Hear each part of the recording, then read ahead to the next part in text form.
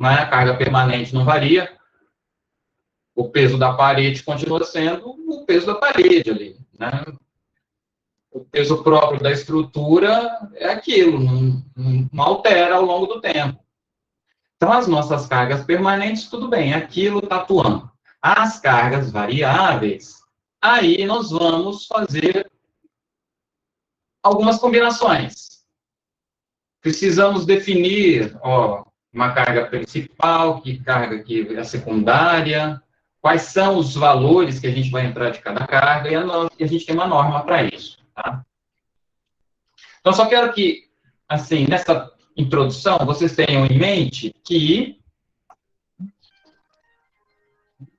soma todas as cargas variáveis com seus valores totais. Elas acontecerem ao mesmo tempo, nos seus valores totais, é muito improvável. Então, nós vamos ter combinações aí dessas ações. Tá bom. Antes da gente falar sobre combinações, nós vamos falar sobre métodos de segurança das estruturas. Antigamente, tá, a gente usava esse método clássico aqui, ou das tensões admissíveis. Parecido com o que a gente estava fazendo. Então, a gente dizia, qual que é a tensão de ruptura do meu material? É 10. Só um exemplo, tá? Um material X qualquer. A tensão de ruptura é 10, tá bom. Por segurança, vamos dizer que a tensão admissível, a tensão máxima que esse material aqui, que a gente vai colocar no material, a tensão máxima vai ser 7. Segurança. Tá bom. E aí a gente pegava lá, calculava a tensão com o carregamento e verificava, a tensão está acima de 7, então nós temos que, não sei, aumentar a seção transversal, temos que fazer alguma coisa, temos que diminuir essa tensão, né? A tensão está abaixo de 7, ok. Então nós vamos ter uma tensão limite desse material, uma tensão admissível, e a gente vai calcular as tensões com carregamento e verificar se a gente está dentro dessa tensão admissível. Né? A gente tem alguma coisa ainda em solos parecida com isso. A gente tem a tensão admissível do solo, né? Então nós vamos dimensionar, às vezes, a nossa fundação em função dessa tensão admissível que a gente achou através da sondagem. Tudo bem. Aí a gente tem os métodos probabilísticos. Estes seriam os métodos mais atuais, com maior tecnologia. É o método probabilístico. Nós vamos trabalhar em termos de probabilidades. Tá? Então, nós temos lá as curvas de Gauss. Lembra disso? Curva de Gauss.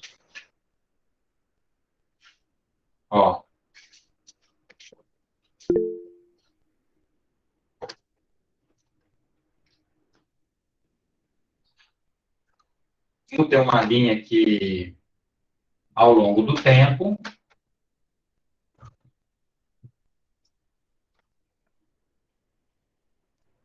só se tiveram estatística, essa disciplina é estatística? Sim? Não lembra da curva de Gauss?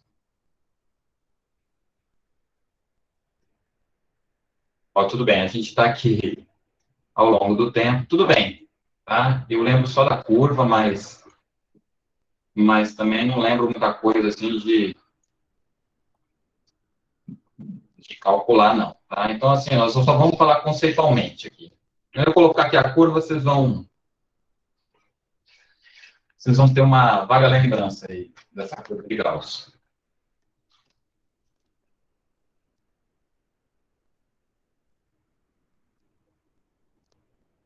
Então, aqui,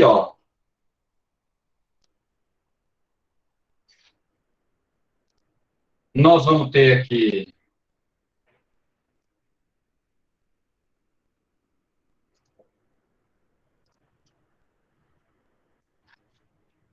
sei lá, vou colocar aqui.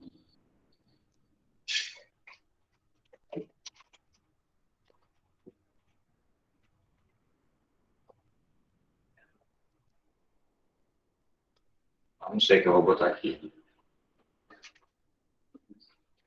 E aqui é.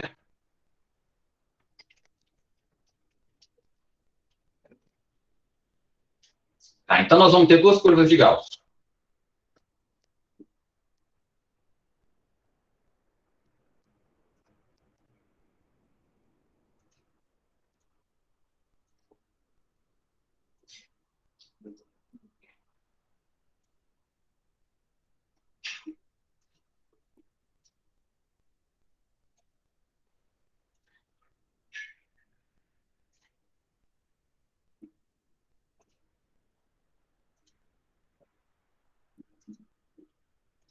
Essa curva de Gauss aqui, ó, ela nunca encosta na linha.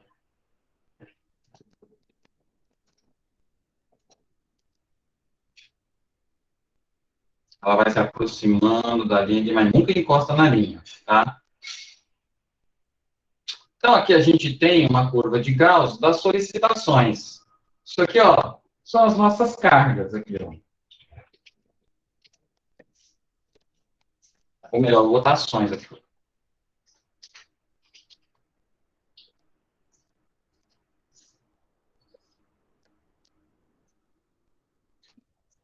Ó, vou colocar aqui embaixo, aqui eu vou colocar a intensidade.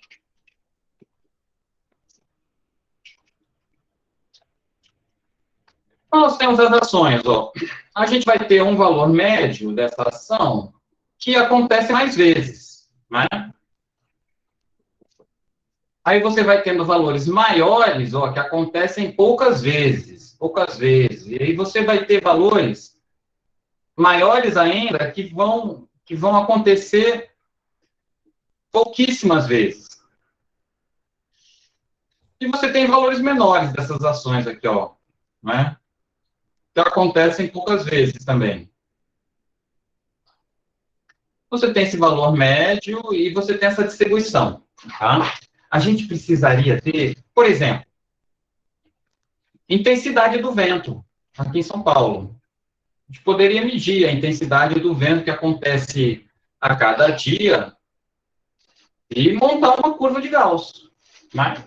A gente vai ter essa curva aí, ó, de probabilidades do vento. Então, a gente precisa ter um histórico grande e dentro aí, ó, desse histórico a gente vai dizer, ó, essa intensidade média aqui, ó, ela é, sei lá, tá? Qualquer valor aí. Digamos que a intensidade média é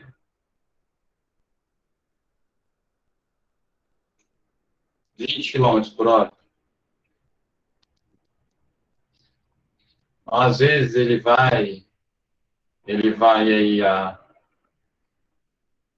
40, 50, né? Raramente ele chega lá a 80, 90, aí 100. Aqui em São Paulo, o valor do vento que a gente considera com a segurança, com a majoração da segurança, tal, chega a quase 200 quilômetros por hora.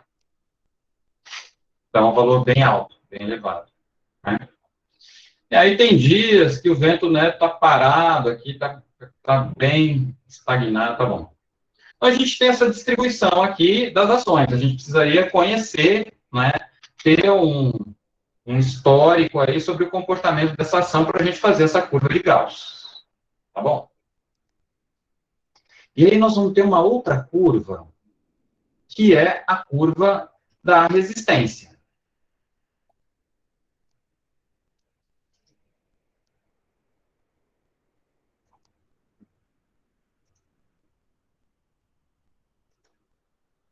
Essa curva da resistência, ela precisa ficar um pouquinho maior, né?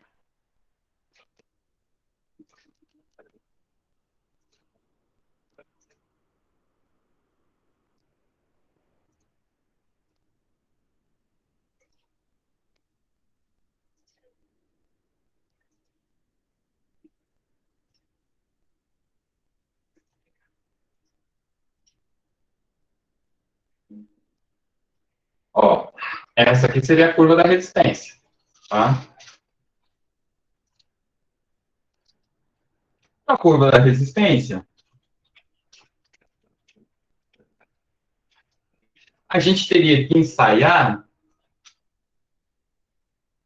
todo o nosso material que a gente tem. Vai chegar lá, ó, nós vamos ter uma resistência média, que eu espero que seja maior que o nosso FCK. Ó, a resistência do FCK, que a gente diz, né, é a resistência que está aqui, ó. 95% da resistência que a gente tem na nossa estrutura é maior do que essa resistência, do que o FCK. Então, esse valor aqui, ó, então, para a gente chegar nesse FCK, a gente mira na resistência média, né? Aí tem desvio padrão, sei lá o que a mais, lá, e a gente mira nessa resistência média. Aí, dependendo da nossa performance, se a gente consegue executar, né, o concreto geral, produzir o concreto com uma variação menor, aí o nosso desvio padrão é menor.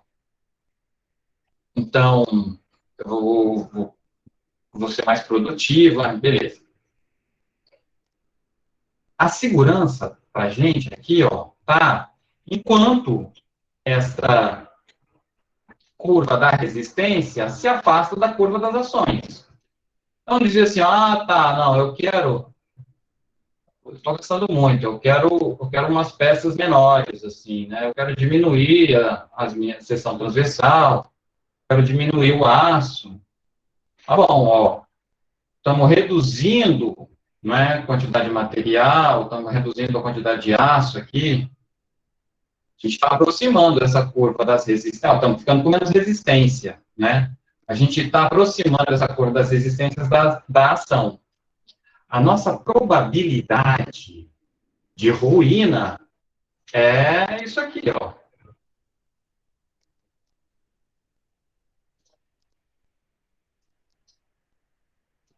É o intervalo dessas duas curvas aqui. A intersecção aqui, ó, dessas duas curvas.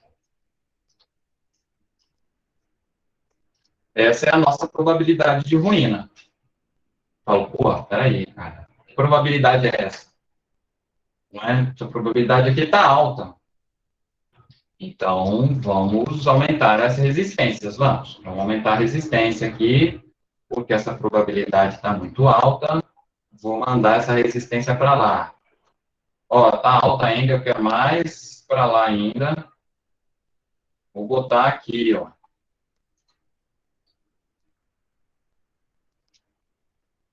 A nossa probabilidade aqui,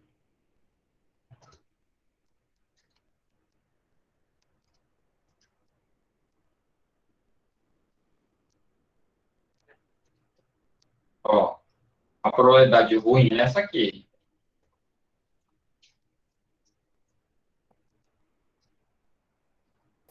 Essa é a probabilidade ruim. Para a gente montar aqui, ó, este método probabilístico para a gente determinar a resistência, né? Então, veja, neste método aqui, eu estou controlando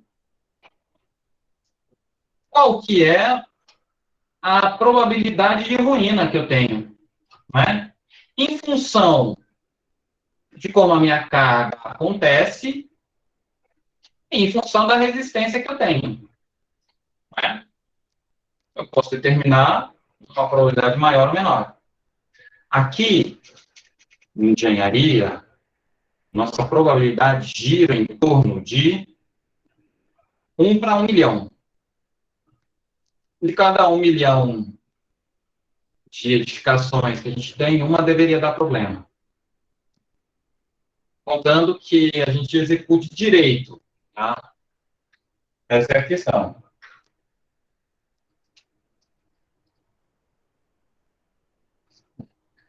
Pois é, hoje em dia, acho que essa... Mas vocês vejam, a nossa norma, a norma de 2014, eu acho que a de 2003 também já trazia isso. A norma, ela trouxe, nessa revisão, ela trouxe um coeficiente adicional para a marquise. Por quê? Porque a gente está vendo que toda hora uma marquise cai, toda hora uma marquise cai, toda hora uma marquise cai. A marquise, ela é uma barra aqui, ó, engastada, né? Aqui é a nossa marquise. Está engastada lá na estrutura. Se acontecer algum problema aqui, ó, já era.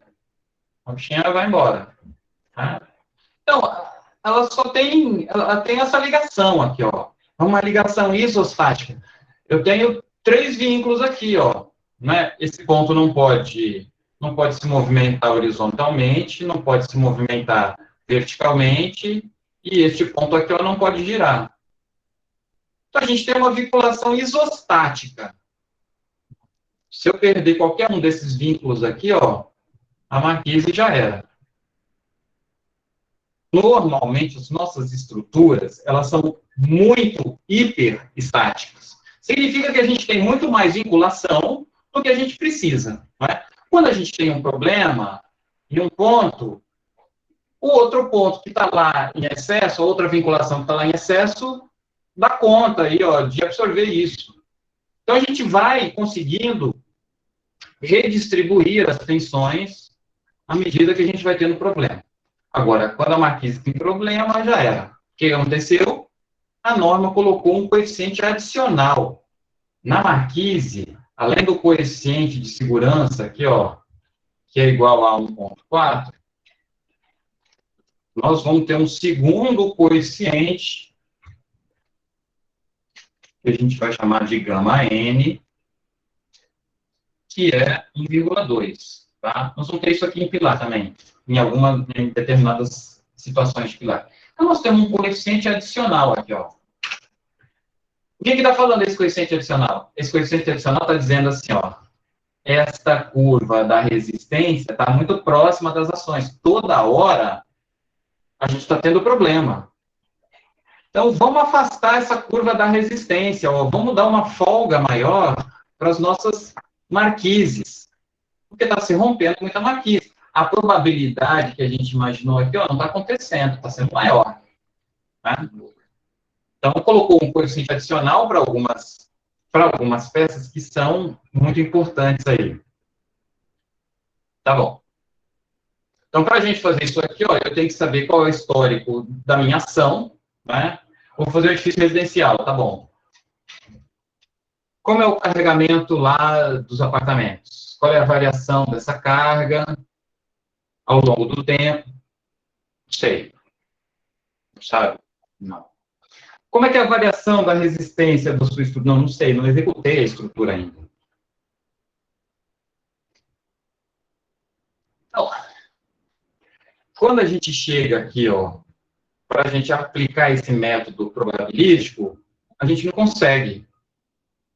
Porque a gente não fez ainda, a gente não tem a curva de Gauss, né? Essa curva aí, ó, de incidência das nossas ações e das nossas resistências. Varia. Essa curva de Gauss varia com o processo de fabricação das resistências.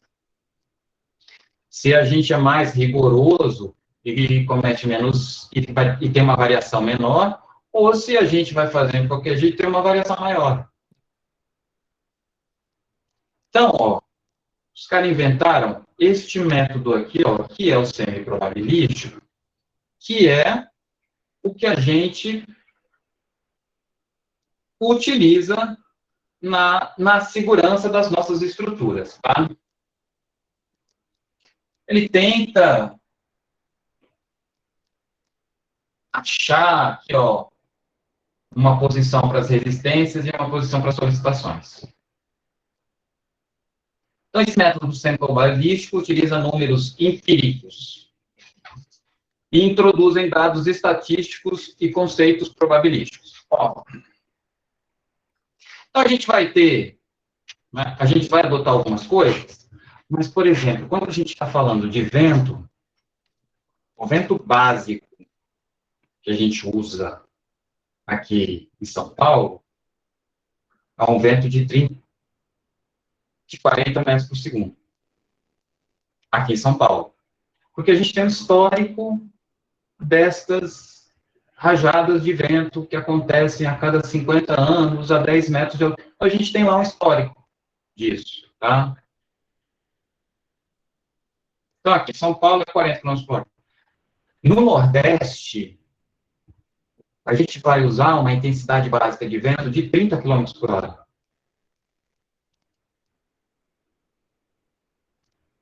Na verdade, até um pouco menor aí, mas a gente não tem grandes intensidades de vento, né? Para o sul, no Rio Grande do Sul, a gente sobe. A gente vai ter ali, ó, chegando lá próximo do Uruguai, a gente vai ter intensidades maiores. Tem um vento lá no Rio Grande do Sul, né, que os caras chamam de minuano, é um vento do inverno, gelado pra caramba e tal. Então, a gente tem um mapa que a gente chama de isopleta, que dá para a gente as intensidades que a gente tem de vento em cada região. A partir desse valor, que foi obtido estatisticamente, a gente vai utilizar números empíricos, números que a gente vai agora adotar em função desse valor estatístico. Tá? Então, a partir desse valor, a gente vai manipular ele e vai colocar a segurança. Tá, um edifício comercial.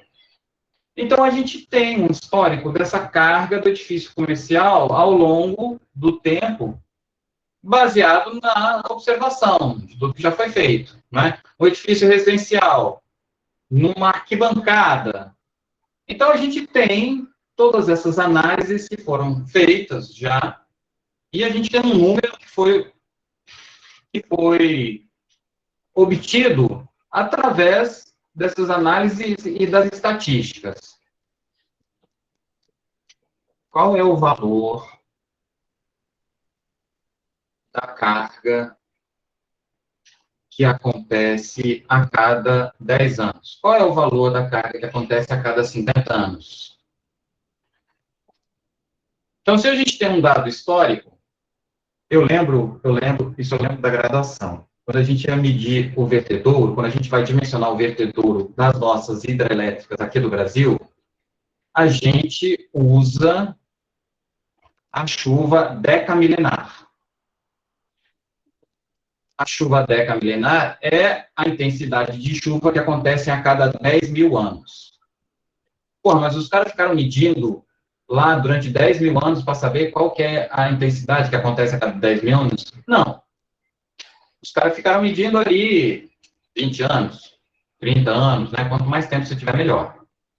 Só que daí, ó, você mediu, você fez, quando você traça essa curva de Gauss aqui, ó, você pode depois extrapolar aqui, ó. Né? Você pode ir e eu falo, pô, isso aqui acontece a cada 50 anos, a cada 100 anos, a cada 500 anos, a cada 1000 anos. Você pode determinar qual seria a intensidade dessa curva aqui, ó, para 1000 anos, porque a gente conseguiu aqui montar uma curva, né? E a gente consegue calcular isso. Então, quando a gente tem uma variação do nosso carregamento, a gente consegue montar assim, qual seria a carga que aconteceria uma vez a cada 50 anos? Pô, vamos adotar essa carga como base aqui para a gente, né? Essa vai ser a carga que nós vamos considerar. E em cima desta carga, que é a carga que a gente vai usar para dimensionar a nossa estrutura, nós vamos colocar os coeficientes de segurança. Então, como é que funciona o método semi-probabilístico? Ó,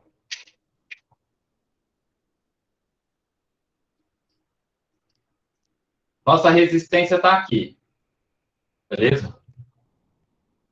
Nossa solicitação, perdão. Esse SK é a solicitação característica. Mas que taxo que é esse característico? Pessoal, ó, nós temos um SK aqui, ó, tá vendo? Um SK.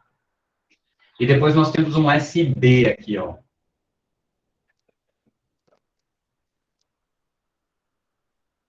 Então, nós temos solicitações características e aqui nós temos solicitações de projeto, solicitações de cálculo, tá?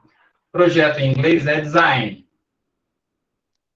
Então, nós temos um SD, quer dizer, solicitações de projeto, solicitações de cálculo. Essas solicitações aqui, ó, de cálculo, que a gente vai usar no nosso cálculo, elas já estão com a segurança embutida.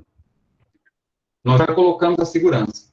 Então, nossa solicitação de cálculo, a solicitação que a gente vai usar no projeto, ela é maior que a solicitação existente. Essa solicitação característica é a solicitação que está lá, que é a existente, né? Você tem um equipamento que pesa 1 tonelada. Qual é a solicitação característica? 1 tonelada. Você tem um carro ali, ó, que pesa 1,5 toneladas. Qual a solicitação? 1,5 toneladas. Essa é a solicitação característica. A solicitação que existe e que nós ainda não colocamos a segurança. Tá bom. Vou escrever aqui, hein? Ó.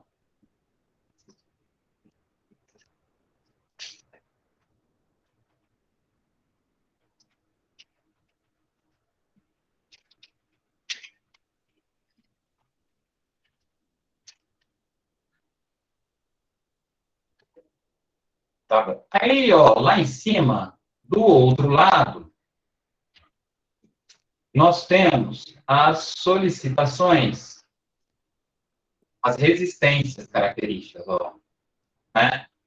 Lá em cima, nós temos a resistência característica. Quanto mais afastada a resistência tiver da solicitação, mais segurança a gente tem.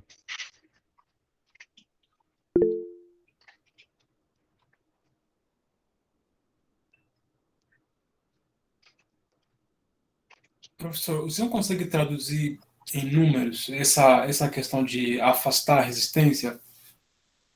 Sim. Por favor, só para conseguir entender Vamos mais. de cada vez, tá? A gente vai evoluindo no raciocínio e logo na sequência eu vou colocar os números. Ok.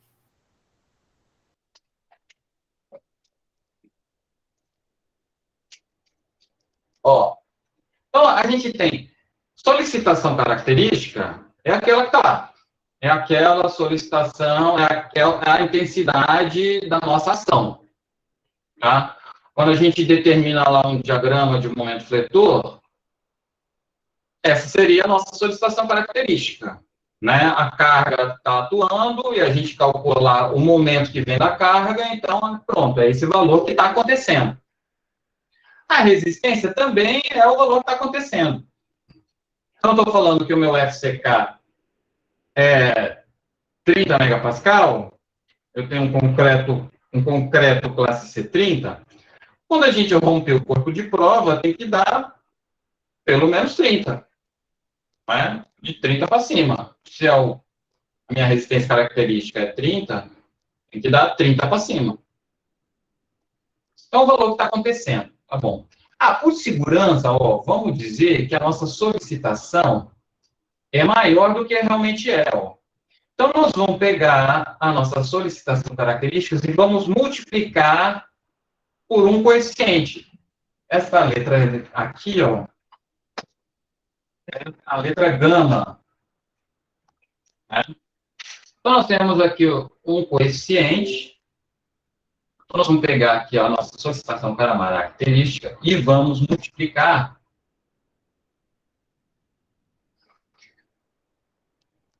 pelo gama F, fator de segurança aí, ó, das solicitações, tá?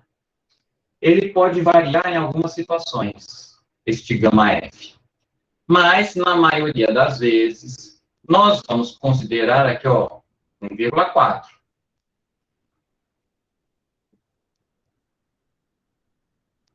Se a minha ação tem uma variabilidade maior, nós podemos considerar 1,5. Se a minha ação tem uma variabilidade menor, em alguns casos, nós temos 1,3. Tá? Então, nós vamos ter uma tabela depois que vai falar para a gente quando que a gente vai usar o quê. Mas, na maioria das vezes, a gente vai usar 1,4. 1,4 aí é o que a gente tem de padrão aí, tá? Então, se a gente somar as cargas aí e aumentar por 1,4, a gente está dentro do que a nossa norma está especificando. Beleza. Bom, nessa resistência característica,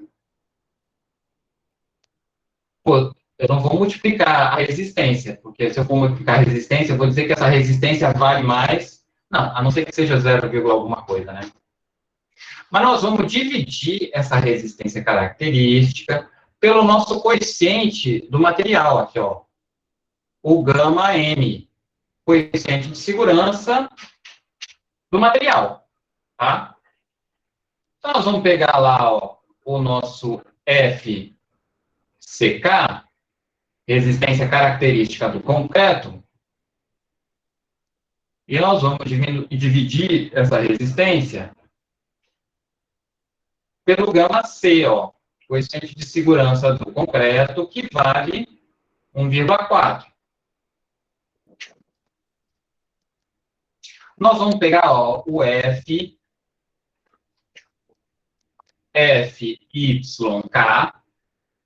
resistência característica do aço, e vamos dividir, ó, pelo gama S, coeficiente de segurança do aço. O coeficiente de segurança do aço é 1,15. Então, vejam a diferença. O concreto, ele é um material, né, feito toda hora ali, cada hora que a gente quer um concreto, a gente vai fazer aquela mistura ali. Às vezes, quem faz a mistura é uma galera que não está, né, tão bem treinada, não está tão envolvida assim, ó, com ter uma precisão maior. Então, a gente tem uma variabilidade muito maior do nosso FCK, ó. Então, nós vamos dividir ele por 1,4. Ah, então, digamos que a gente tenha lá um FCK de 35 megapascal, tá? Por segurança, ó, eu vou dizer que a minha resistência, ela é 25 megapascal. Eu dividi por 1,4. Em vez de 35, eu vou usar 25 de resistência. Então, nossa resistência de projeto, ó, a resistência que a gente vai usar no cálculo, ela é menor do que realmente é. Por segurança, eu vou diminuir essa resistência, tá? Então, nesta situação aqui, ó, intermediária, eu vou calcular, ó, quanto que eu preciso de material, qual é a seção transversal, qual é a área de aço, quanto que eu preciso de material para resistir a essa solicitação. Nós vamos calcular isso aqui, ó, né, exatamente ali, ó. Eu tenho uma solicitação que vale X, então eu preciso de uma quantidade de material Y. Exatamente aquela solicitação. Porra, mas nós não vamos colocar nenhuma folga? Não, nós já colocamos aqui, ó, né? Nós já colocamos uma folga. Então, aqui, ó, se a nossa ação aqui, ó, vale 10, ó, se a minha ação vale 10, eu vou dizer aqui, ó, que a minha ação, ela é 14. Eu estou fazendo a conta considerando um valor maior do que realmente a gente tem, né? Aqui, ó, se a minha resistência é 35 megapascal, eu vou dizer que a resistência aqui é 25 megapascal, ó. A gente já embutiu a segurança. Eu estou considerando o esforço maior do que ele é e estou considerando a resistência menor do que ela é. Nesta situação, ó, a gente vai calcular, né? Quando eu tenho essa resistência, quando eu tenho essa solicitação, qual é a seção transversal que eu preciso? Qual é a área de aço que eu preciso para resistir? Então, essa aqui é a maneira da gente colocar segurança nas nossas peças, tá?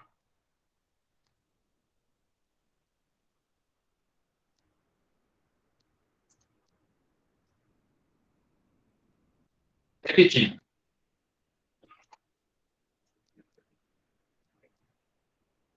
Você sabe que, segundo o Milo Fernandes, o chato é aquele que explica tudo tintim por tintim, depois ainda entra em detalhes, né?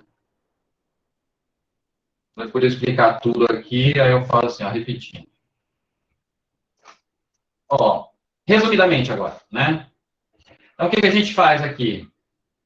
Nós vamos pegar as nossas solicitações e vamos aumentar as solicitações, nós vamos majorar as solicitações, nós vamos pegar as nossas resistências, nós vamos diminuir, nós vamos minorar, vai ser menor, né? Nós vamos minorar a resistência.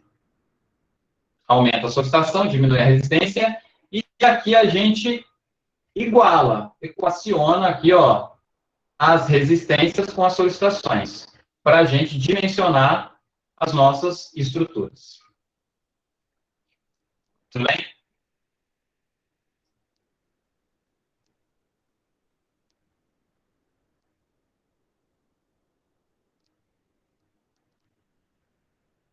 Então, a gente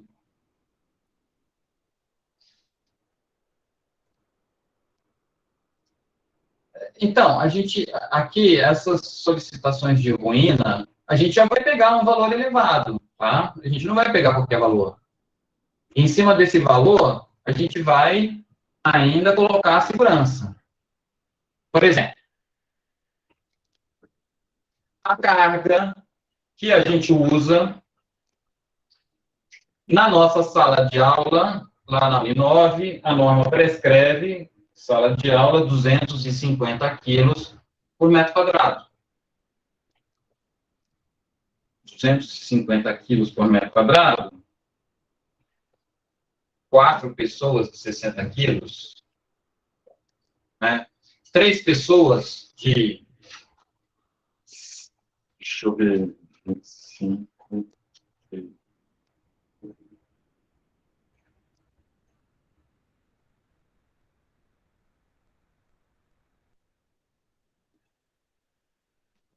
83 quilos, seria 3 pessoas de 83 quilos ali. Em cada metro quadrado, na sala de aula, toda a sala de aula, tá? De ponta a ponta, de parede a parede, a gente teria que colocar 3 pessoas de 80 quilos por metro quadrado. Quando é que teve essa carga? Numa sala de aula? Não sei se teve, né? Mas essa é a carga característica. E nós vamos pegar essa carga e nós vamos incutir a segurança. No corredor da universidade, a gente vai colocar 300 quilos, ó. Seriam 4 pessoas de 75 quilos por metro quadrado. É quase o metrô, né? O metrô, às 6 horas da tarde. 4 pessoas por metro quadrado. Basicamente, é o que a gente vai colocar no corredor da universidade. Em cima desse carregamento, nós vamos colocar segurança. Esse aí é a carga admissível, tá? Então, Sebastião, a gente considera valores elevados para a carga, né? E, em cima disso, a gente ainda coloca o nosso fator de segurança. Muito bem. Bom, pessoal, gastei um tempo aqui, né, falando desse fator de segurança aqui, porque eu fico irritado. Eu fico irritado quando chega os caras na hora da prova e chega. Professor, o que é esse FCD? Porque nós temos um FCK, né? Ó, a gente tem um FCK, que é o concreto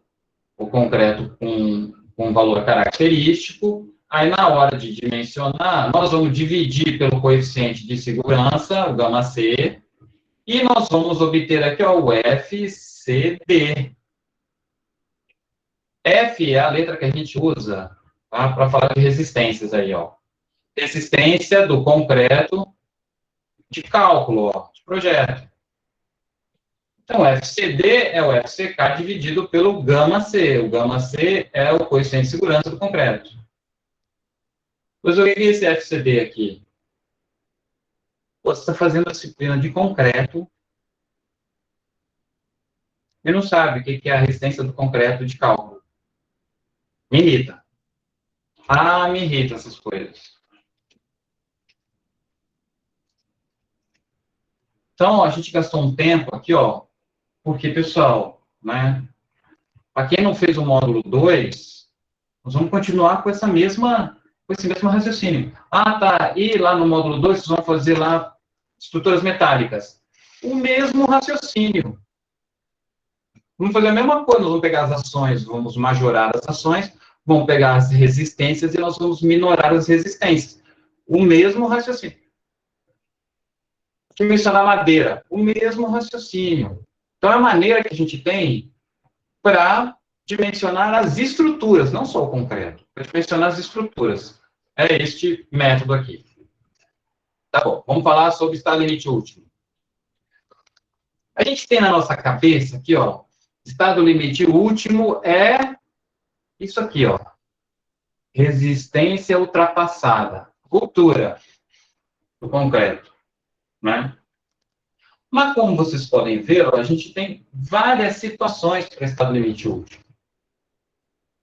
Então, quando a gente está falando no estado limite último, está envolvido, ó, o colapso da estrutura. Tá? Quer seja por um motivo, quer seja por outro. Então, não existe só, né, o material não resistiu. Existem outras questões. Ó, primeira que a gente tem aqui, perda de equilíbrio, tombamento, escorregamento, levantamento. Então, se a gente for dimensionar um muro de arrimo, ó, deixa eu ver se eu acho aqui uma imagem para mostrar o que está acontecendo.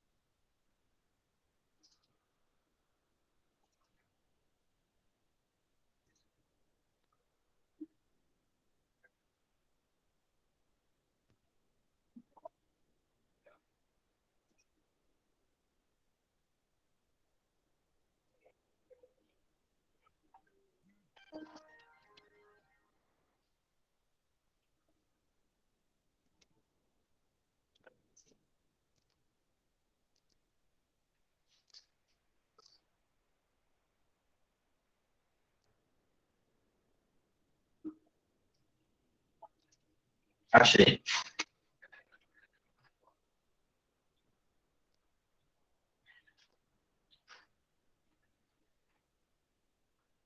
Ó, a gente tem um muro de arrimo aqui.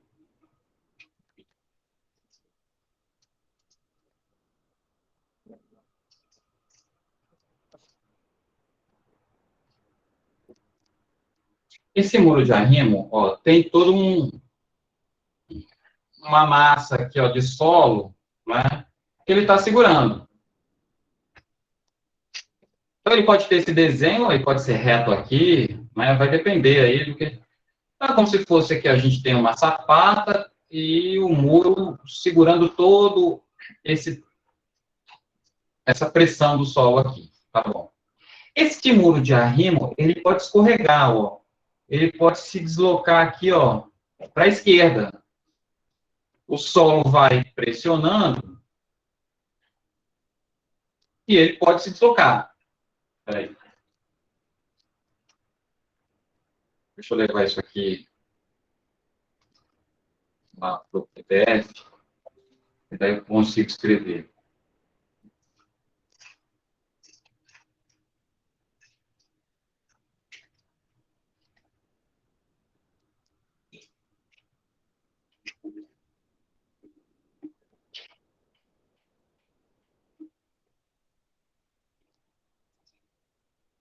Tá bom. Então, todo esse patamar aqui, ó, a gente tem solo, né? Ó, tudo isso aqui é solo, e esse solo pressiona aí o muro de arrimo. Este muro de arrimo, com essa pressão, ó, a gente vai ter essa pressão horizontal aqui. A gente vai ter essa pressão horizontal acontecendo, ó. Tá empurrando esse maciço para lá. Se a gente não tiver atrito suficiente, isso aqui pode estar enterrado também, a gente pode ter solo A gente pode ter solo também em alguma parte aqui, ó, que ajuda a pressionar de volta também, né? Então, ó, vamos levar tudo isso em consideração aí, ó. Então, vamos ter uma força para cá, força para lá, né? Mas, se a gente não tiver um atrito suficiente aqui, ele pode se deslocar.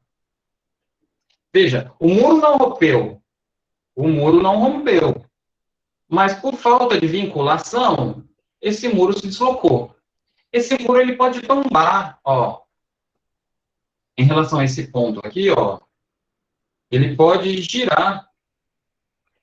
Então, ele está aqui, aí acontece essa pressão aqui, e o muro, esse ponto aqui, ó, está travado, né? Esse ponto aqui está travado, ele não sai do lugar, e o muro tomba aqui, ó.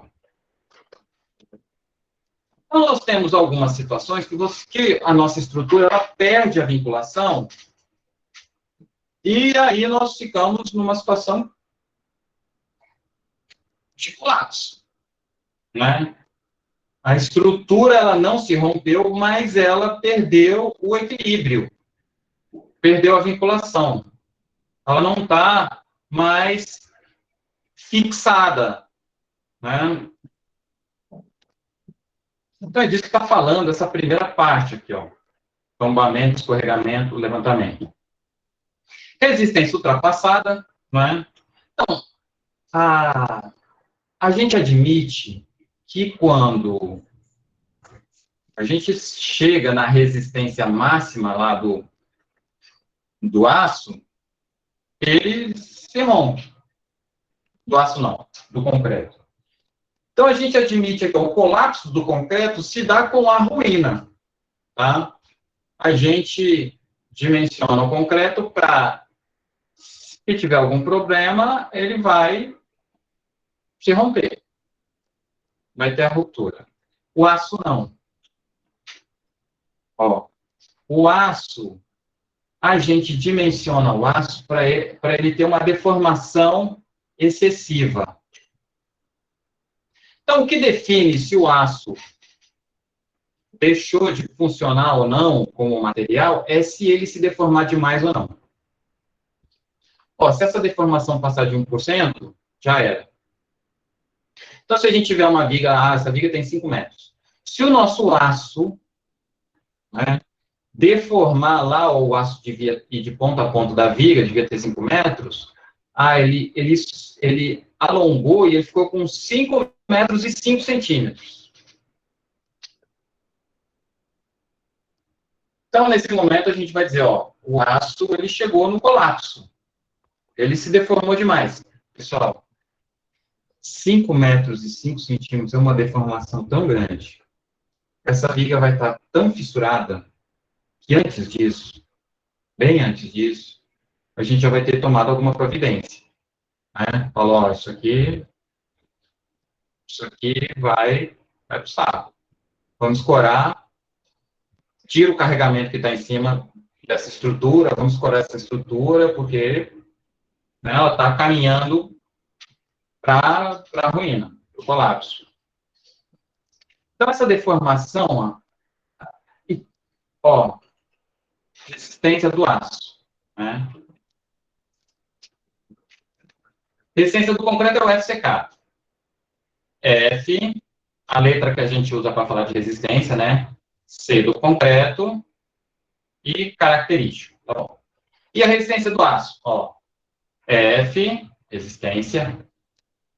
O aço não é steel.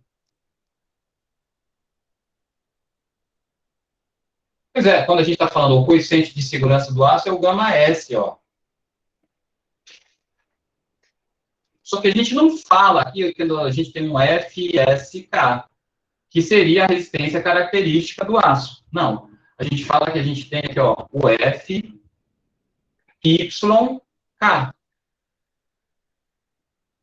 Onde que vem esse Y aqui?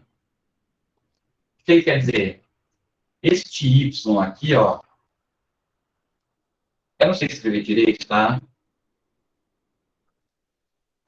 Eu acho que é alguma coisa assim, ó.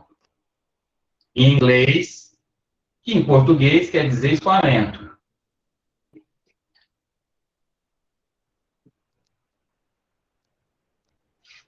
A resistência de referência para a gente, do aço, é a resistência de escoamento, e não a resistência de ruptura. Então, o nosso parâmetro aqui, ó, para dimensionar o aço é qual que é a tensão que ele escoa. Qual é a tensão que ele começa a ter, ó, deformações plásticas bem acentuadas, né? Se a gente for olhar lá o diagrama tensão deformação do aço,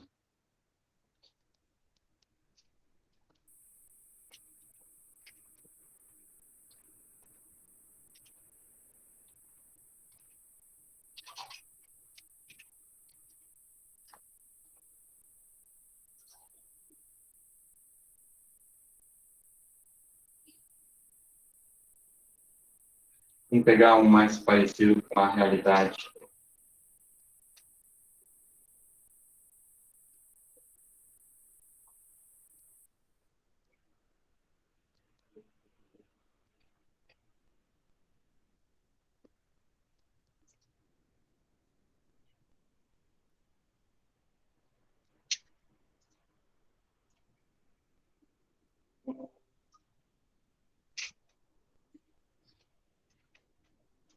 Bem, ó.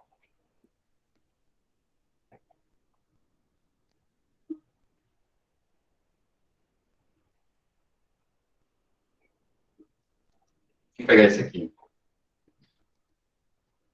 Região elástica aqui, ó, né? É a região que a gente carrega. A gente carrega, aí nós vamos ter uma tensão.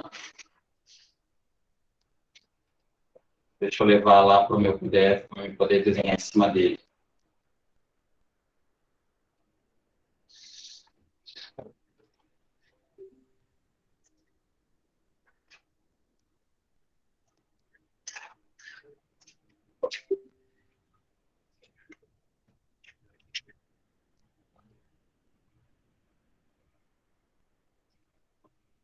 Ó, então, se a gente coloca uma carga, né, você vai ter uma determinada tensão, essa tensão vai gerar uma deformação, ó. Então, deformou isso aqui. Deformou isso aqui, ó. Se a gente tirar essa tensão, a deformação vai a zero, né? Estamos na parte elástica. A parte que obedece é a lei de Hooke, né? Ó, tensão é igual a módulo de elasticidade vezes deformação. Eu tenho tensão, eu tenho deformação. A minha tensão aumenta, a deformação aumenta. Ó, isso aqui é o nosso módulo de elasticidade, né? O módulo de elasticidade que fala como é a relação entre esses dois aqui, ó. Esta linha mais para cima, ó, eu posso ter um material que seja isso aqui, ó. Ah, eu tenho material, eu tenho uma borracha, que é isso aqui, o meu material. Aí ele tem um módulo de elasticidade aqui, ó, bem baixo. Então, você vê, este material, quando tem a mesma tensão do aço, ó quanto que ele se deforma. Né? Então, este módulo de elasticidade aqui, ó, é muito menor do que este módulo de elasticidade aqui. Né? Então, a gente tem essa relação aí entre os módulos, né? A gente tem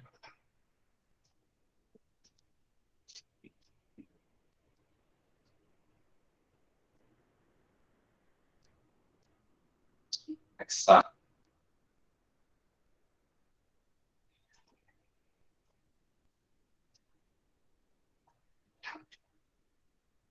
Bem, ó lá. Então, aqui, ó, aqui nós temos a tensão de escoamento. Neste ponto aqui, ó, o aço começa a se deformar. Veja, a tensão está constante e essa deformação está aumentando. Então, a gente faz, tá? O aço que a gente fabrica para construção civil, ele é feito de propósito para escoar. Existem aços que não têm um patamar de escoamento, assim, ó, tá? Às vezes uma peça de um motor, você não quer que ela se deforme. O aço que a gente faz para a construção civil, ele é feito de propósito para ele ter essa deformação, ó. Isso aqui serve para avisar para a gente que a estrutura está indo para o saco. Então, isso aqui é o escoamento. Essa aqui, ó, se o nosso aço é o CA50, essa tensão característica aqui para a gente é 50 kN por centímetro quadrado. Ó. Então, 50 kN por centímetro quadrado é a tensão de escoamento. Tá? Ele vai se romper ó, com uma tensão maior. Ó. A tensão de ruptura é maior.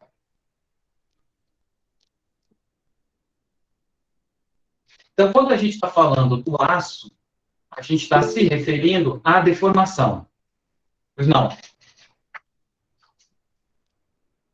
Professor, quando a estrutura atravessa da região plástica para a região elástica, no caso, escoamento, né? Essa constante. Ela quer dizer o que exatamente, professor? Qual é a providência que eu devo tomar quando a minha estrutura estiver nessa fase constante aqui, que ela tá reta aqui? Então, a gente não sabe, né? Quando que a estrutura vai passar para esse ponto. Mas quando a estrutura chegar aqui, o que vai acontecer é que a nossa deformação vai começar a aumentar. Vai começar a aparecer fissuras nas nossas vigas, vai começar a aparecer flecha. Então, nós vamos perceber essa deformação acontecendo. Aí nós vamos ter que escorar e vamos ter que avaliar o que está acontecendo. Precisamos reforçar a estrutura? Tá? Então, a gente não consegue visualizar como é que está a tensão lá. O que a gente consegue fazer é projetar. A gente projeta em função dos valores que a gente tem e depois nós vamos observar se está acontecendo uma movimentação ou não, se está acontecendo uma deformação ou não. Professor, se essa deformação está se estabilizando ou se ela está aumentando. Isso a gente pode monitorar, né? Mas o que acontece aqui para a gente é essa observação, ó. Quando acontece esse escoamento, a nossa estrutura vai começar a se deformar bastante e fissurar. Isso vai mostrar para a gente que alguma coisa aconteceu. E é isso que a gente está falando aqui, tá? Ó. Escoamento excessivo da armadura. Então, eu fiquei um tempão falando desse escoamento excessivo da armadura, porque aqui, né, nós estamos falando de concreto armado, nós estamos falando de concreto e aço. Então, para a gente perceber ó, que, quando a gente está falando de colapso, a gente está falando da ruptura do concreto, mas no aço a gente está falando de uma deformação excessiva. A gente nem chega a falar da ruptura do aço. Tá? Então, nosso parâmetro aqui ó, é deformação. Tanto que a gente usa aqui, ó, a letra de escoamento. Porque eu estou me referindo à tensão de escoamento do aço, não à tensão de ruptura do aço. Tudo bem? Positivo, obrigado, Pro. Então tá. Ó, vamos continuar. A gente tem um outro mecanismo, que é aqui, ó, transformação em mecanismo estrutura hipostática. É o caso da marquise. Então, a gente tem lá uma parede, e aí a gente tem uma marquise saindo da parede.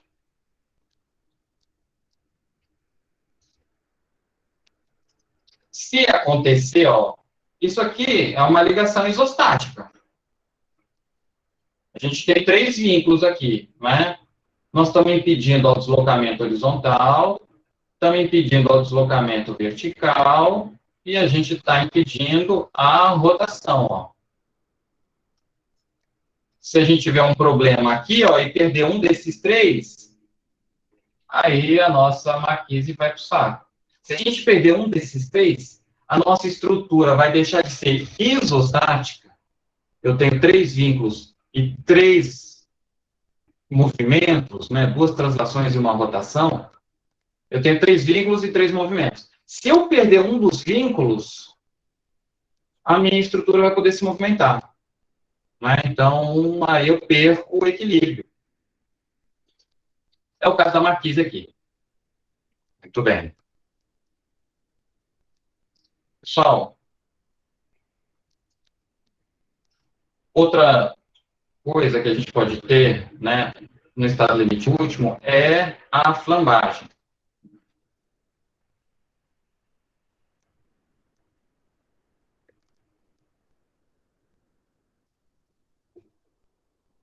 Na verdade, essa flambagem ela não tem um nome correto, tá? Flambagem é um fenômeno teórico. A flambagem não existe na realidade. Ela é uma barra com material completamente homogêneo, com dimensões completamente exatas, num alinhamento reto, uma carga completamente centrada. Ou seja, não existe. Mas a gente acaba falando flambagem nos pilares, né? Mas não é bem o que está acontecendo. Tudo bem. Ó, digamos que a gente tem aqui, ó, um pilar, isso aqui é o chão, vamos sair com o nosso pilar. Nosso pilar, ele sai do chão, sobe, e aí ele tem uma perninha pro lado aqui.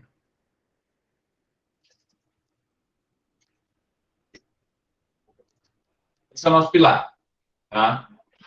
Ele tem uma viguinha lá em cima, tá bom. Vou aumentar a espessura dele para ele ficar mais nervoso. Vamos dizer que a gente tem uma carga aqui, ó.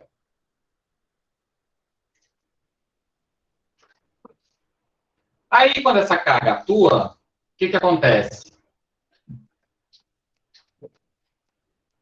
Qual que é? Ó, a gente vai ter uma distância aqui.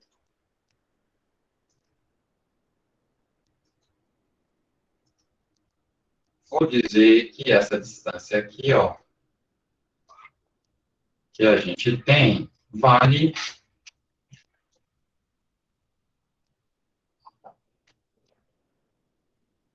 A. Né? E essa aqui é uma força F. Tá bom. Qual é o momento que a gente tem na base? Sugestões. Não tem pegadinha, pessoal. E com 80 anos jogando também. Não tem pegadinha aqui, não, tá? Mano, você não é bom, cara. Ô, Matheus, o seu microfone abriu? Você podia fechar? Desculpa.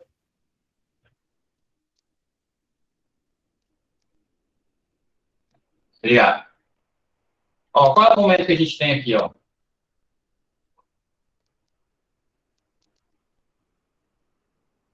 Uma sugestão?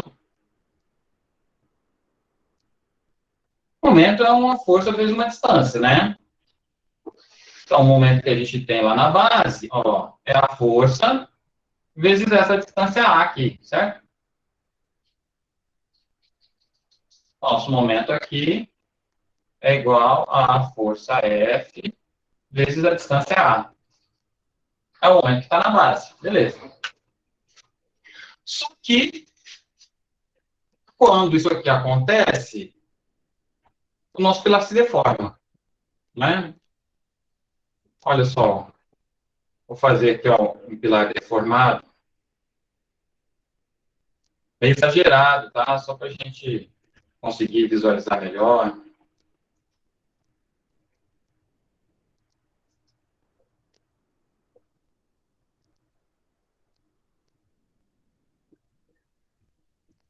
Pilar se deformou. Aí nós temos a nossa força aqui.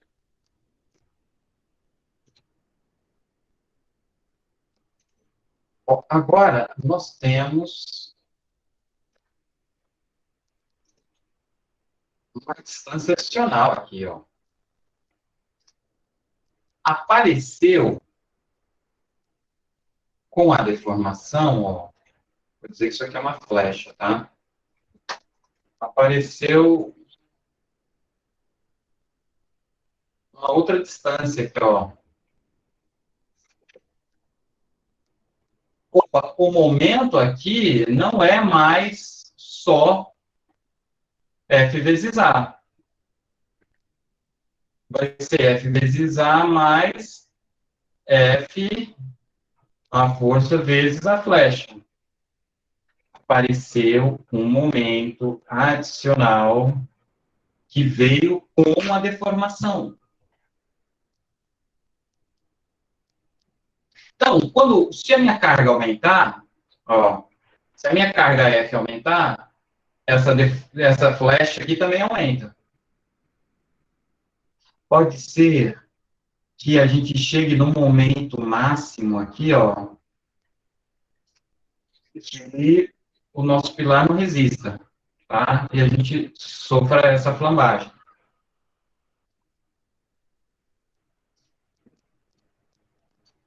Este processo... Então, vocês vão ver quando a gente for dimensionar o pilar mesmo, tá? A gente vai ter 90% do nosso cálculo vai ser para calcular esse momento último aqui, ó. Qual que é o momento final? Por quê? Porque pode ter uma deformação aqui. Na hora de executar esse pilar, os caras já executaram o pilar torto. Então, a gente estava esperando que existisse aqui, ó, uma distância A, mas como os caras executaram o pilar torto, isso aqui já vai ser A mais alguma coisa aí, ó.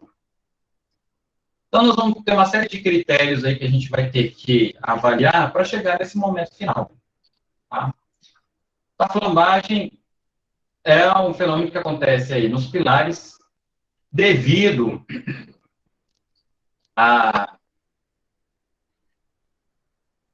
deformação e o aumento de carregamento que aparece com essa deformação. Aí nós vamos ter aqui, ó, instabilidade dinâmica, ressonância.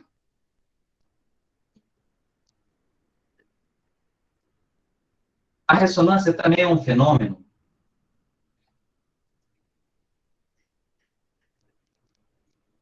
que acontece por causa da vibração.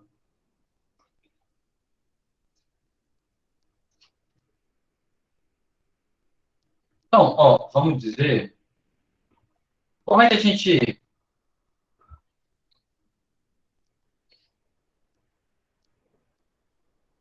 gente empurra um balanço?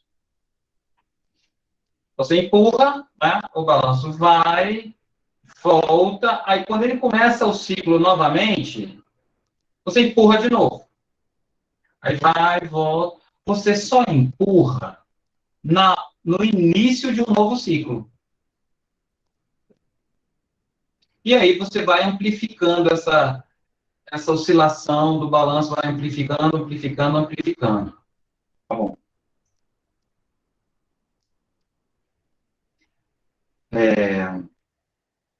E se a gente empurrasse o balanço fora dessa frequência?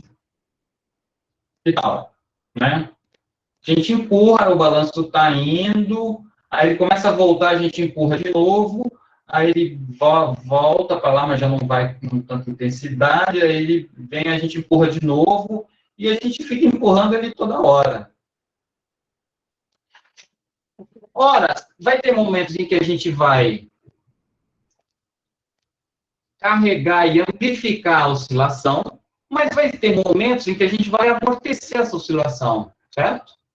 Quando o balanço está voltando e a gente empurra, a gente vai acabar amortecendo e diminuindo essa oscilação. Então, ó, a gente tem vibração também nas nossas estruturas de concreto. Tá? Pessoal, tem uma passarela entre a estação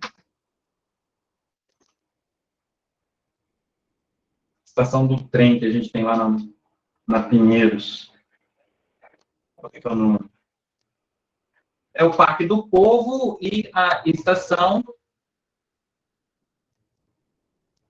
Sinop. uma passarela. Não é no Vila Lobos, é o Parque do Povo. O Parque do Povo aqui. E a... Como é que é o nome daquela rua? E fugiu todos os nomes agora. Cidade Jardim, beleza. Eu acho que é isso. E aí tem uma passarela metálica lá. Vamos visualizar essa passarela. Cara, a gente está no... Aqui é outra coisa, né? A gente já entra lá e já... Por que a gente tem que ficar contando historinhas se a gente pode ver? Então, essa passarela, uma vez eu estava indo lá no Itaim, ó, Parque do Povo aqui, eu estava vindo aqui num prédio aqui, e aí eu peguei e desci do metrô aqui. Fui atravessar a birosca dessa passarela aqui, ó. A bicha treme, a bicha vibra, aí você começa a andar aqui, você começa a andar aqui por cima, ela fica tum, tum, tum, muita vibração, mas muita vibração. Extremamente desconfortável. Extremamente desconfortável essa vibração que a gente tem nessa passarela. Sei lá, os caras fizeram, a passarela é toda metálica. Os caras fizeram uma vão muito grande aqui, não sei, não é? Ela se apoia aqui no começo, aí depois tem esse contraforte aqui que suporta ela, e depois ela vai se apoiar lá na... Acho que talvez tenha alguma coisa aqui no meio. Mas, não, tem uns cabos aqui, né? Tem uns cabos que vão pegando. Muito desagradável. Muito desagradável, sabe? Essa passarela. Vibra demais aqui. Você quer fazer alguma pergunta, Roberto?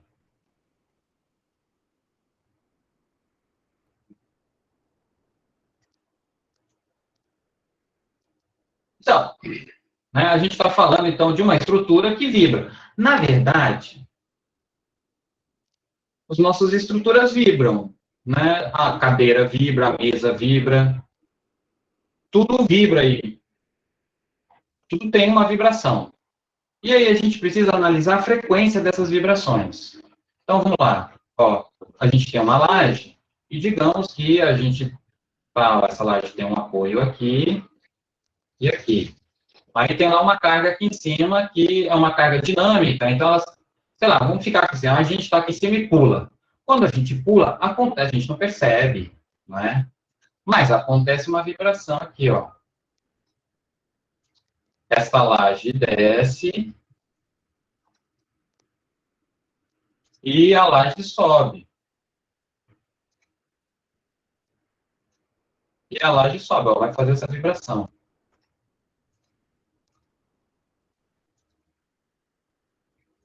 Bom, a laje desceu e subiu.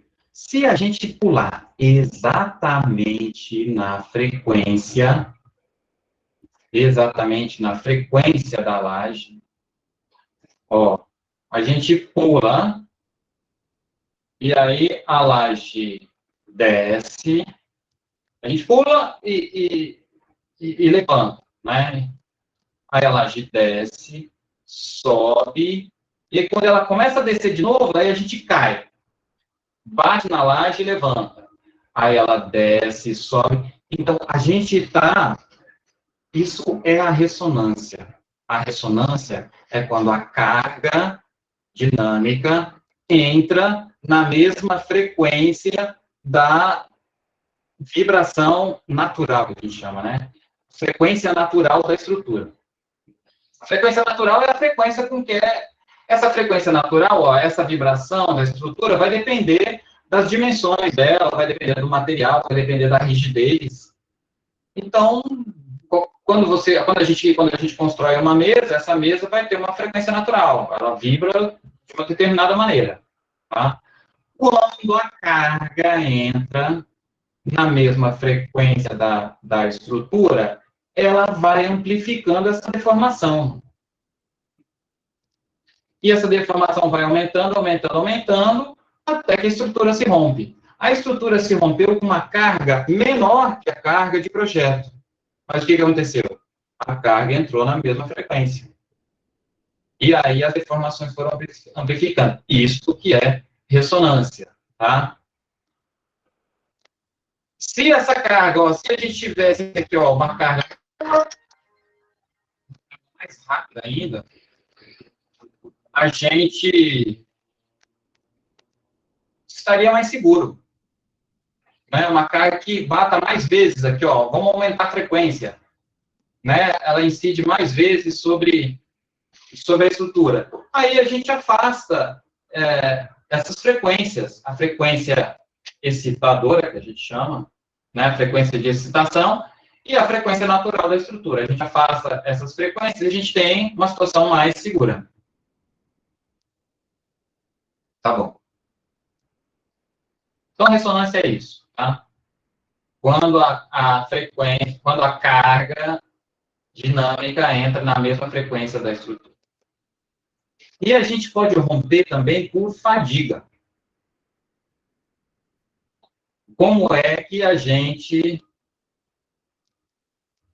parte num aramezinho no meio?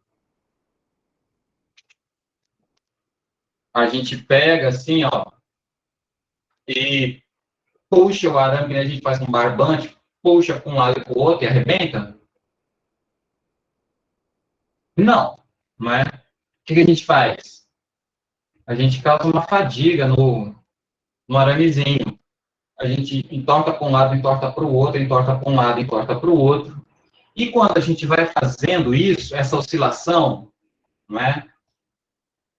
A gente vai gerando fissuras, microfraturas. E nós vamos fraturando o nosso material. E o material vai ficando com menos rigidez, porque, né, estão aparecendo fraturas, e até que ele se rompe. Então, quando você tem cargas repetitivas, este ciclo, né, de carregar e descarregar, ele vai gerando fissuras. Aí o pessoal fez o avião, tá? Os caras tinham um avião, fizeram lá trocentas análises do avião aqui, e aí o avião estava lá funcionando, aí o avião levanta voo, abaixa, levanta voo, abaixa, né? E de repente, tragédia total, o avião se partia no meio. Simplesmente o avião se partia no meio. E, porra, o que aconteceu? O avião chega aqui, ó, até que rompeu aqui no meio. E acontece com um avião, acontece com outro avião, acontece com outro. Aí os caras foram analisar, as escotilhas que a gente tinha antigamente, nos aviões, eram quadradas. E justamente, ó, nessas quinas, aqui, ó, a gente tem uma concentração de tensões, quando a gente tem uma quina viva, assim, sabe? A gente tem uma concentração de tensões, ó, e começa a gerar fissuras. E aí essa fissura e aumenta. E aí o avião sobe, aí pressuriza o avião, né? Pressuriza o avião, ó. Aqui fora a pressão é muito menor, então a gente pressurizou o avião. Aí ele desce, aí despressuriza o avião. Aí sobe, pressuriza, desce, pressuriza, e essas fissuras aqui, ó, vão aumentando, vão aumentando, vão aumentando, até que, tchum, ó, parte aqui no meio.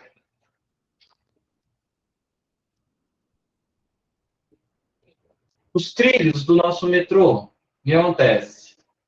A gente tem lá o trilho, aí passa o metrô, passa uma roda pesada pra caramba ali, né, no trilho. Aí passa uma vez, duas vezes, né? Pessoal, você já viu uma reportagem dos caras de madrugada? Passando, não sei que equipamento que é, mas que ele consegue visualizar e tem alguma fratura no trilho.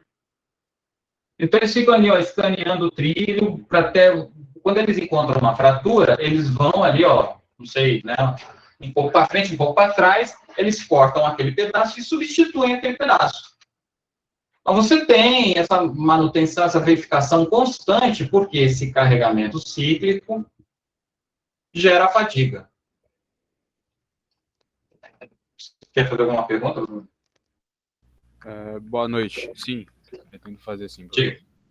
Só para me entender se eu conseguir compreender bem aquela questão de ressonância, acontece esse impacto, visto que a ressonância acaba estando ligada diretamente com a vibração também, que pode ocorrer numa estrutura. Acontece esse impacto quando acontece, sei lá, uma implantação aeroportuária numa região e como agora começa a passar aviões mais baixos, helicópteros mais baixos, as estruturas tendem a vibrar mais. Ou, sei lá, faz a construção de uma passagem de um metrô numa região onde existe muitos edifícios, vai tender a vibrar mais também. Qual que é o impacto que a estrutura tem quando acontece esse tipo de implantações, esse tipo de vibrações? Ela pode vir a ruir por conta disso ou não? Então, essas vibrações menores, elas não chegam a oferecer um risco para a estrutura. Tá? Então, a gente vai ter um desconforto. Não é porque passa, às vezes você está em alguma estrutura, às vezes passa um caminhão pesado na rua e você sente uma certa vibração.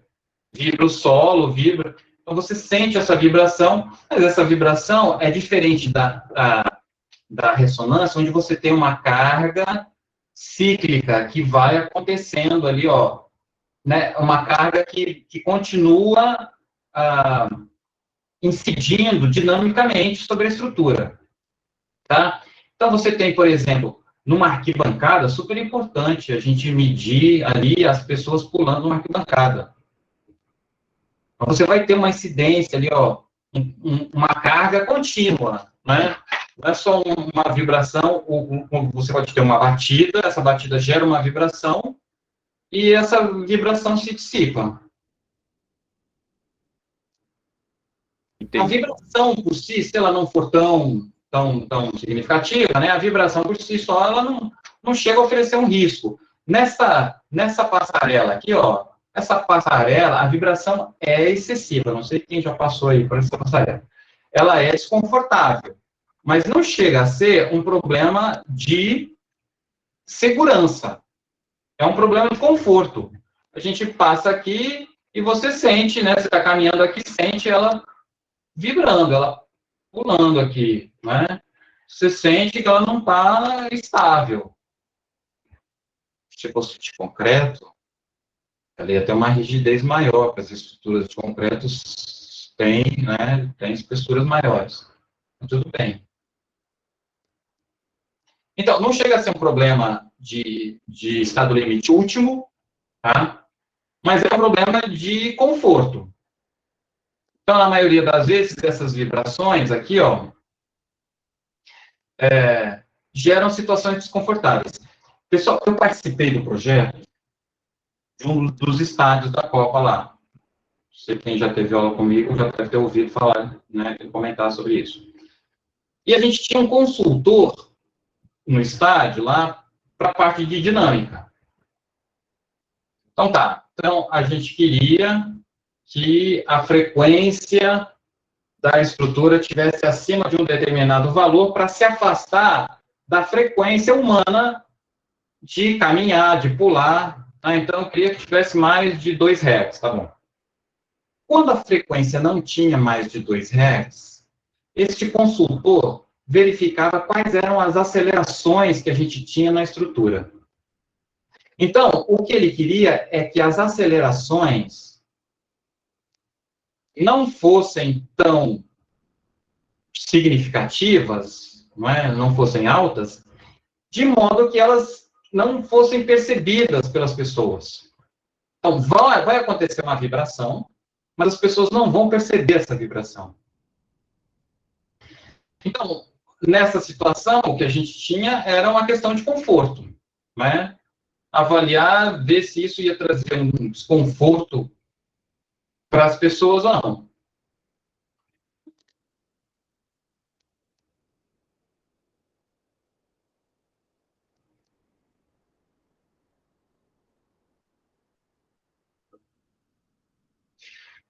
Gabriel, pô, essa é uma boa pergunta, né? O Gabriel está perguntando como é que fica a dilatação. A gente não tem junta de dilatação no metrô, nos trilhos. Acho que hoje em dia, os trilhos são feitos, né?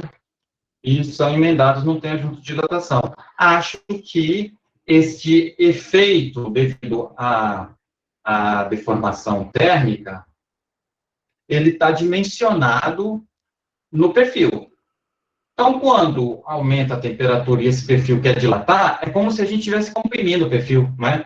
Se a gente comprimir o perfil, o que vai acontecer? Ele vai encurtar. Então, quando a gente tem um aumento térmico, e ele não aumenta de tamanho, a gente está colocando tensão dentro dele, né? A gente está tensionando esse perfil, é como se ele estivesse comprimindo. Mas eu acho que hoje em dia a gente não tem essas juntas de dilatação, e essa questão da variação térmica fica embutida no dimensionamento do perfil. Creio eu, tá? Não tenho um estudo aí, nunca ouvi falar, nunca consegui ler alguma coisa a esse respeito. Vou te falar que eu até já pesquisei sobre isso, porque né, a gente não tem as juntas, eu fico meio intrigado com essa questão. Muito bem. Ó, isso foi estado limite último, né? Então, a gente pode ver que estado limite último tem várias situações, não é só a rompeu. Rompeu devido a várias situações diferentes, né? E nós temos aqui, ó, estado limite de serviço. Aqui na graduação, nós vamos falar, ó, só de estado limite último, tá? E isso não é um problema da Uninove, pessoal. Vocês podem querer, né, ficar falando mal, a gente tem costume de falar mal de tudo que a gente tem, né? Nada presta. Só quando a gente perde que a gente começa a dizer, não era tão ruim assim. Bom, enfim. Aqui na graduação, nós vamos falar só de estado limite último. E mesmo assim, a gente não consegue falar tudo que a gente tem de estado limite último, tá? A gente precisa fazer uma segunda análise. Quando a gente está dimensionando, a gente precisa fazer uma segunda análise, que é do estado limite de serviço. Toda estrutura tem que ter essas duas análises. Estado limite último, estado limite de serviço. Estado limite último. A minha estrutura resiste às solicitações? Estado limite de serviço. A minha estrutura se comporta direito quando eu estou usando? Então, estado limite de serviço, aqui fala, ó, condições precárias, né? Tem a ver também com a durabilidade. Então, o se comportar direito, a gente não tem uma situação precária, a gente não tem um desconforto na hora que a gente está usando, né? Estado limite de serviço quer dizer, estou usando a estrutura, ela está em serviço. Então, ó, quando a gente está usando a estrutura, não é para ela apresentar fissuras exageradas, tá? Fissuração nós vamos ter, mas elas têm que ser pequenas e imperceptíveis. Principalmente, ó, deformações excessivas, tá? Qualquer estrutura, não é só concreto. Qualquer estrutura, nós temos que calcular, ó, a resistência e temos que calcular se essa estrutura vai deformar demais ou não. Tá? Ó, vamos fazer, ó, minha brincadeira que eu sempre falo. Nós vamos fazer o projeto da casinha de cachorro. Temos que verificar se vai deformar demais ou não. Pelo menos isso nós temos que fazer. Um projeto que não analisou deformações é um projeto incompleto, sujeito a problemas. Tá? As estruturas deformam mais do que vocês imaginam. Então, ó, não ter deformações excessivas e não ter vibrações excessivas. Neste ponto, acho que a passarela aqui, ó, da Cidade Jardim, esta passarela, o nome dela aqui. Professor alguma coisa. Não sei. Ficou bem no post, hein? Vamos mandar um pouquinho para frente. Miguel Reale. Essa passarela tem problemas aqui de estado limite de serviço. Ela vibra demais. Desconfortável usar. Né? Mas o que acontece? Ah, meu, você entra de um lado, passa 1 minuto em cima dessa passarela aqui, pronto, vai embora. Aí, tudo bem, ela ficou assim. Agora, se a gente tivesse que morar em cima dessa passarela, não ia rolar. Se a gente tem que trabalhar aqui em cima, não vai rolar. Então, por ser, né, uma situação transitória aqui, ó, de só pouco tempo, aí acabou deixando aí, ó, esse valor mesmo insuficiente aí. Tá bom. Vamos dar sequência aqui. Aí nós vamos aí começar a caracterizar as ações, né? Temos ações permanentes. Ações permanentes, elas não variam nem de intensidade e nem ao longo do tempo. Elas são permanentes o tempo inteiro com a mesma intensidade. Nós temos peso próprio, elementos construtivos, ó, paredes, os pisos que a gente tem, revestimentos, né? Forro, as luminárias, né? Tudo que a gente tem aí como elemento construtivo, que fazem parte da edificação. Equipamentos que permanecem fixos por um longo período de tempo, a gente pode admitir eles como permanente. Então, às vezes, a gente faz uma estrutura para suportar um determinado equipamento, principalmente em indústria, né? A gente tem algumas bases, algumas coisas para suportar um determinado equipamento. Então, podemos considerar esse equipamento como uma carga permanente. Empuxos de terra. Que a gente tem atuando ali, enquanto não escavar, né, ele vai estar com um valor fixo, permanente. Cargas variáveis. Ó, pessoas, móveis, veículos. E esta aqui é a grande maioria das nossas sobrecargas nas edificações, tá? Móveis a gente considera como uma carga variável. Então, quando a gente está falando da sobrecarga de utilização, a gente está falando das pessoas e também dos móveis, das mesas, estantes, né? Tudo que a gente tem aí atuando na estrutura. Quando a gente está falando de pontes, ó, você tem o veículo. Quando a gente está falando em edificações, né, nós temos hoje em dia quase todos os edifícios têm lá uma garagem de subsolo. A circulação dos veículos pelo subsolo, ela é com uma velocidade muito baixa. Nós estamos indo ali a 20, 30 km por hora.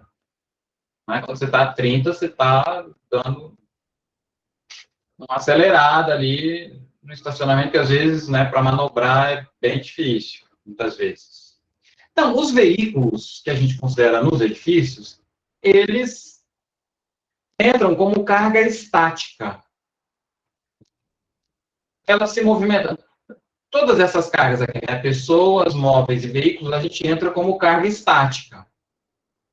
Aí, quando a gente tem um conjunto de pessoas muito grandes, como, por exemplo, numa arquibancada, aí nós vamos analisar a carga das pessoas como uma carga dinâmica, né? Mas, fora isso, nós vamos considerar essa situação aqui como estática. Quando a gente está falando já de uma ponte, as acelerações aqui, ó, a aceleração do veículo é muito maior. Então, quando você freia em cima da ponte, você joga ali, ó, para o carro diminuir a velocidade, ele vai ter que se apoiar na ponte, né?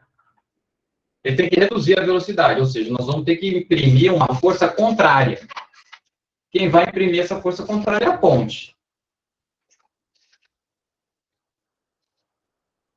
Então, essa frenagem vai jogar uma carga horizontal na ponte. Impactos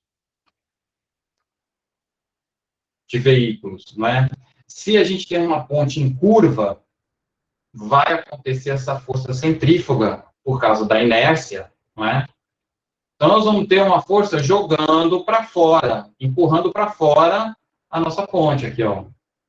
Então, né, no caso de pontes, com veículos aí, ó, imagine veículos. Você tem um caminhão lá com 300 toneladas, vindo a 90 por hora e fazendo uma curva em cima da ponte, né, você vai ter uma força importante aí, né?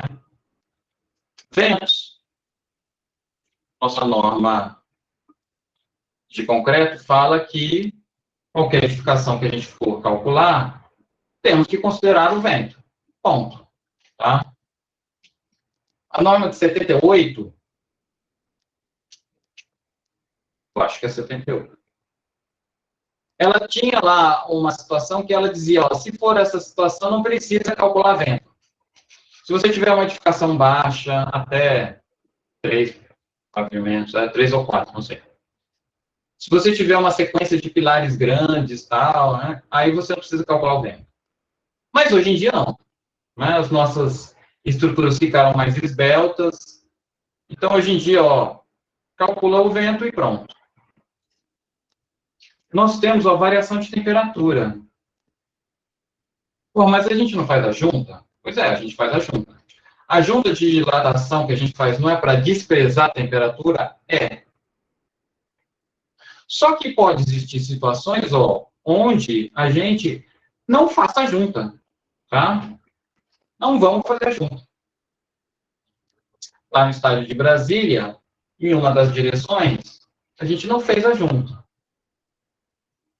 Então, o que vai acontecer? A nossa estrutura vai ter que suportar tensões que vão aparecer por causa da variação da temperatura.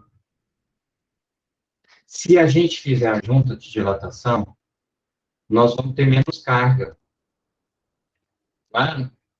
Eu não tenho a variação de temperatura, eu até tenho, mas é que ela é tão pequena que a gente não pode desprezar isso. Então, fazer a junta de dilatação significa fazer uma estrutura menor, gastar menos com a estrutura, porque nós vamos ter menos carga. Não é?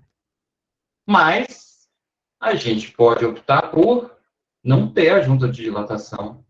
E aí, nesse caso, nós vamos ter que calcular o esforço para a gente suportar esse esforço quando a estrutura quiser se dilatar. Não é? Nós vamos ter que calcular. Quando eu tiver uma determinada temperatura, vamos ver que temperatura, né, que vai ser, qual que é o aumento de dimensão que a nossa estrutura vai ter que ter e quanto de força que este aumento vai provocar nos nossos vínculos. Nós podemos calcular isso, né, e dimensionar a estrutura para suportar essa variação térmica. Muito bem. Uma outra solicitação, que não é para a gente aqui, né? Abalos sísmicos. Felizmente, o Brasil está no meio de uma placa tectônica e a gente não tem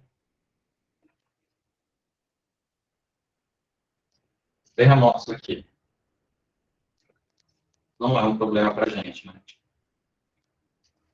Mas todas essas aqui são cargas variáveis que a gente precisaria, né, levar em consideração na hora de estar projetando uma estrutura. Aí nós vamos falar de ações excepcionais. Ó. O que são ações excepcionais? São ações de curta duração e baixa probabilidade de acontecer. Explosões, choques de veículos, incêndios, terremotos, né, abalos sísmicos. Então, nas nossas ações excepcionais, a gente pode diminuir um pouco o nosso coeficiente de segurança. Porra, mas vamos diminuir o coeficiente de segurança? Não, veja bem. A gente diminui aqui 1,4, mas a gente vai considerar a carga com o valor total, tá? Então, bom, a gente tem aqui uma entrada de uma garagem, e você tem uma parede que fica ali na frente, então tem que fazer uma curva. Então, se alguém errar essa curva, né, vai bater, vai causar um impacto ali, choque de veículos, ó, vai causar... Então, qual é o valor desse impacto? E a gente vai quantificar um valor maior desse impacto. Qual a probabilidade dele acontecer? Com um valor maior. Um cara que entrou com uma velocidade, né, fora os padrões aqui, o cara bebeu e, meu Deus, corre, o cara entrou e deu um choque alto. Então, nós vamos ter essa intensidade, mas essa intensidade a gente não precisa aumentar por 1,4, não precisa multiplicar por 1,4. Podemos ter valores menores para a gente... Nós vamos, como a probabilidade é baixa, né? Como a probabilidade é baixa, ó, o nosso coeficiente de segurança vai diminuir. Eu não vou deixar uma folga muito grande, tá? A gente faz isso o tempo inteiro, né? Eu só vou ali dentro, né? Bom, você vai sair, abre a porta e fala, pô, esqueci a carteira. Aí volta ali, pega a carteira. Você deixou a porta aberta? Deixei. Eu deixei o carro aberto, eu vou ali só pegar o negócio e vou voltar. Então, a gente admite que neste intervalo de tempo muito pequeno, a probabilidade da gente ter algum problema é muito pequena, não é? Então, nesse caso, como a minha probabilidade é muito pequena, eu diminuo a minha segurança. Não quer dizer que eu vou estar numa situação insegura. Eu diminuo a minha segurança. Tudo bem? Então, nós vamos ter aqui, ó, coeficientes, na hora que a gente for dar, né, aquele coeficiente de segurança, aquele coeficiente que a gente falou lá no começo, né, a maneira da gente embutir a segurança nas estruturas, ó, este coeficiente que eu falei, que na maioria das vezes é 1,4, dependendo da situação, vai ser diferente, tá? No caso das ações excepcionais, aí, ó, esse coeficiente vai ser diferente. E nós vamos ter tabela para tudo isso, tá? Nós vamos ter tabela falando qual é o valor que a gente vai usar em cada situação. Ações variáveis, ações excepcionais, tipos de carregamento. Ó, agora nós vamos analisar a situação que a gente está com a nossa carga, né? Carregamento normal.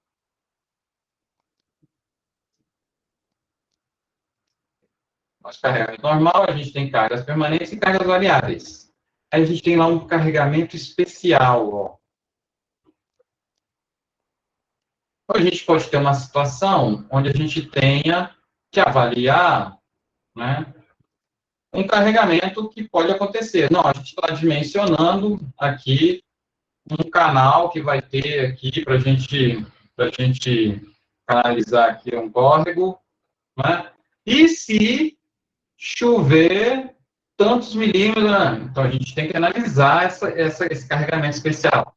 Aí nós vamos ter, ó, o carregamento excepcional, que é uma situação catastrófica. E nós temos o carregamento de construção, ó, que é avaliar qual a segurança que a gente vai embutir enquanto a gente está nessa fase de construção. Eu me formei na Universidade Federal do Paraná. Minha graduação eu fiz lá no Paraná. E aí, quando a gente estava tendo aula de recursos hídricos, lá o professor estava falando da hidrelétrica de Segredo. A hidrelétrica de Segredo, que é lá no Paraná, ela estava sendo executada ali já. já estava em processo, né, de execução essa hidrelétrica. E leva anos para a gente fazer uma hidrelétrica. E aí ele foi mostrando umas imagens. Cara, me espantei. Os caras executaram uma ponte que depois a ponte ia ficar submersa, embaixo do lago. Caraca, bicho, os caras tiveram que fazer uma estrutura, a ponte, tudo bem, né? Tem que fazer, cara. Você tem que ir de um lado para o outro, você tem que movimentar caminhão, né? Esses caminhão fora de estrada, né? Que o tamanho do pneu do caminhão é a altura de uma pessoa, né? Então precisa. Mas quem falou que essa ponte tem que ter um coeficiente de segurança igual ao coeficiente de segurança de uma situação normal, onde a gente faz uma estrutura para durar 50 anos. Não, essa fase de construção aqui, né? E, de repente, se essa fase de construção aqui, ó, é 3 meses, 6 meses, é bem transitória. Né? Então, nós temos conceitos diferentes para cada situação. Tá?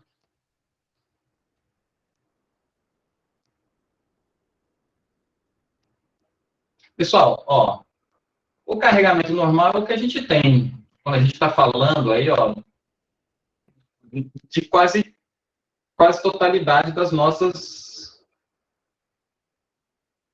edificações, não é? Aqui, esse carregamento excepcional são estruturas muito específicas. Explosão, abalo sísmico, né? Um choque de veículo. Então, acho até que você vai executar um pilar de um viaduto que está entre duas faixas de uma rodovia, né? A faixa de ida, a faixa de... Bom, você pode ter um veículo que vai se perder e pode atingir ali o pilar. Então, aí nesta situação, você vai ter um choque com uma intensidade bem alta. Mas essas situações aqui, ó, são bem específicas, né? A quase totalidade das nossas edificações está neste carregamento normal.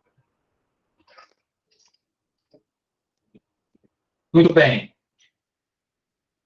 Esses valores representativos a gente vai começar a falar na próxima aula, tá? Porque ele requer uma certa... a gente entender alguns conceitos. Nós vamos falar das nossas resistências, né? Esses valores representativos, está falando do nosso gama-M. O que era esse gama-M? O gama-M era o coeficiente de segurança do material, ó. Coeficiente de segurança do material. Do concreto é 1,4, do aço é 1,15, tá bom. Mas esse coeficiente de segurança, ele é a soma, ou a multiplicação, na verdade, né, de algumas parcelas, ó.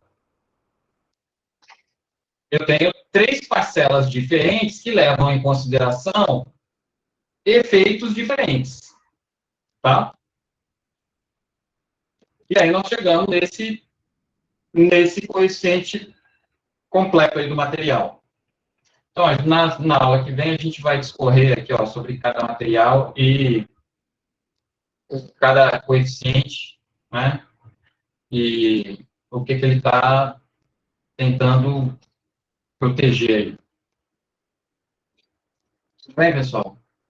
Ó, vou colocar atividade lá amanhã. Amanhã eu ponho atividade.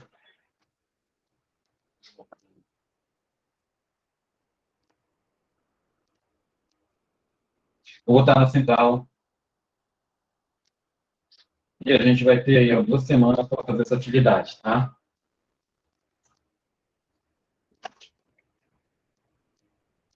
Semana que vem estamos de volta.